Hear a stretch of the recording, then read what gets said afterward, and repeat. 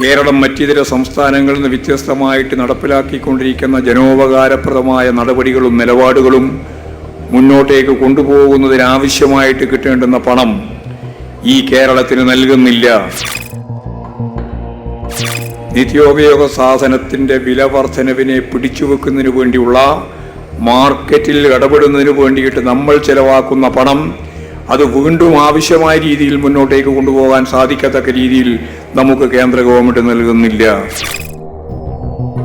But whereas the state of Kerala has constantly tried to build a false narrative that center is not supporting the state and that is why state is suffering, whereas truth is completely the opposite. You must understand the truth, and the truth is that people of Kerala are some of the highly skilled people in the country. The people of Kerala are most educated in the country. Fact is, state of Kerala is one of the richest states, but it's the misgovernance of funds which is going on in the state to hide its own misgovernance, to hide its own track record of corruption, drug and nepotism. The state government is using this opportunity to target the central government because they are no match onto the performance of the central government.